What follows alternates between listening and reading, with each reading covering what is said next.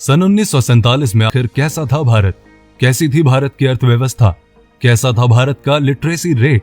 भारत को आजाद हुए 73 साल बीत चुके हैं और अब तो भारत बिल्कुल बदल चुका है। लेकिन क्या आप जानते हैं कि 73 साल पहले यानी सन 1947 में हमारा देश भारत कैसा था? आज के समय में हम इस बात की कल्पना भी नहीं कर सकते कि उस समय भारत कैसा था।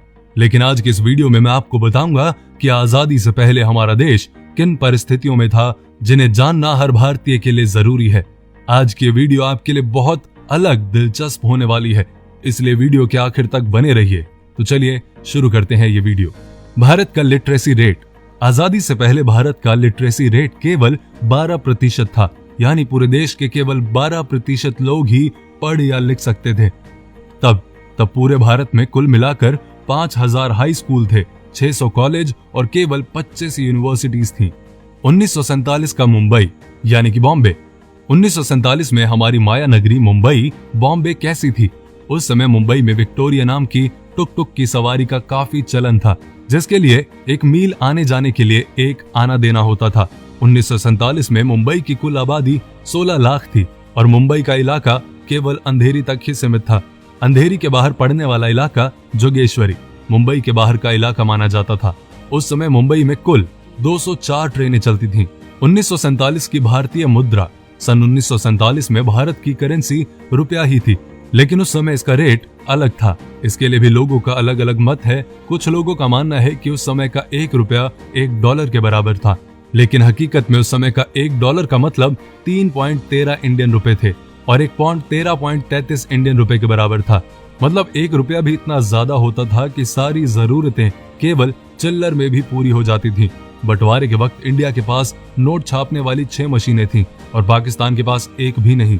तब पाकिस्तान ने परमिशन ली कि उन्हें भारत के नोट पर ही पाकिस्तान लिखकर काम चलाने की इजाजत दी जाए और तब पाकिस्तान ऐसा ही करता रहा। 1947 में चीजों की कीमत। 1947 में सोने की कीमत 103 रुपए प्रति तोला थी। आपकी जानकारी के लिए बता दूं कि सोने की ये कीमत विश्व युद्ध के बाद बढ़ा दी गई थी।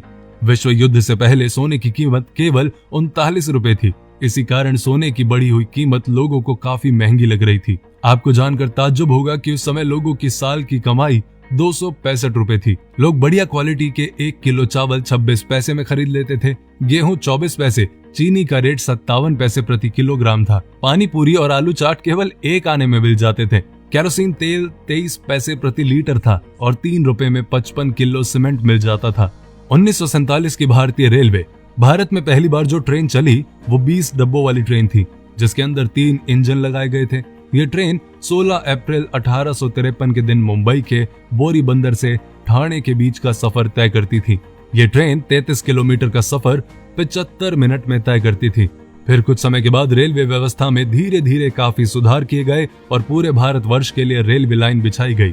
उस समय जब अंग्रेज भारत से चले गए तब पूरे भारत की रेलवे लाइन 65,185 किलोमीटर लंबी थी, जिसमें पाकिस्तान और बांग्लादेश भी शामिल थे। और तब पूरे देश भर में ट्रेन में सफर करने के लिए पाई से कुछ आना तक का किराया चुकाना पड़ता था। उस समय देश की रेलवे व्यवस्था देसी रजवाड़ों और प्राइवेट कंपनीज के हाथों में थी, लेकिन आजादी के तुरंत बाद इसे भारत सरकार ने अपने हाथों में ले लिया था। 1947 की भारतीय मोटर गाड़ी। सन 1947 की गाड़ियों की बात करें तो उस समय तक भारत में हिंदुस्तान मोटर्स और महिंद्रा एंड महिंद्रा कंपनी की गाड़ियों ने दौड़ना शुरू कर दिया था। आपको जानकर हैरानी होगी कि उस समय पेट्रोल की कीमत मात्र 41 पैसे प्रति लीटर थी। उस समय की बस ओपन डबल डेकर और सिंगल डेकर हुआ करती थी, जिसके लिए मात्र 4 आना किराया देना होता था। आपको बता दूं कि सन 1928 में अमेरिकन कंपनी जनरल मोटर्स ने भारत का रुख किया। इस विदेशी कंपनी के आते ही इसके सिविक ट्रक भारत में खूब चले, लेकिन तब जनरल मोटर्स का सीधा मुकाबला हमारी देसी कंपनी हिंदुस्तान मोटर से होने लगा।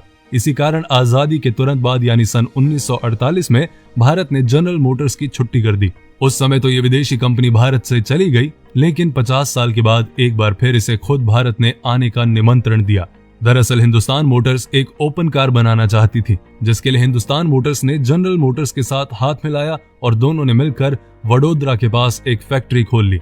1947 का भारतीय विमान। आपको जानकर हैरानी होगी कि 1947 में भारत की विमान व्यवस्था काफी कुशल और प्रगतिशील थी। उस समय भारत में कुल 15 एयरपोर्ट थे, जिसमें सबसे खास सेवाएं Bharat Airways, Himalaya Airways, Indian National Airways, Kalinga Airways, Deccan Airways, Air Service of India, Jupiter Airways, Mishri Airways, Ambika Airways जैसी काफी कुशल कंपनीज थी। दरअसल उस समय भारत में इतनी ज्यादा एयरलाइंस होने का कारण यह था कि सेकेंड वर्ल्ड वॉर के बाद अमेरिका ने अपने काफी अधिक संख्या में विमान बेच दिए थे। तब भारत के कुछ अमीर लोगों ने विमान खरीद कर यहाँ एयरलाइंस का बिजनेस स्टार्ट कर लिया, लेकिन तब इनका आपस में कंपटीशन इतना ज्यादा बढ़ गया था कि सभी एयरलाइंस घाटे में जाने लगी। तब भारत सरकार ने 8 एयरलाइंस का राष्ट्रीयकरण करके इनका एयर इंडिया नाम रख दिया।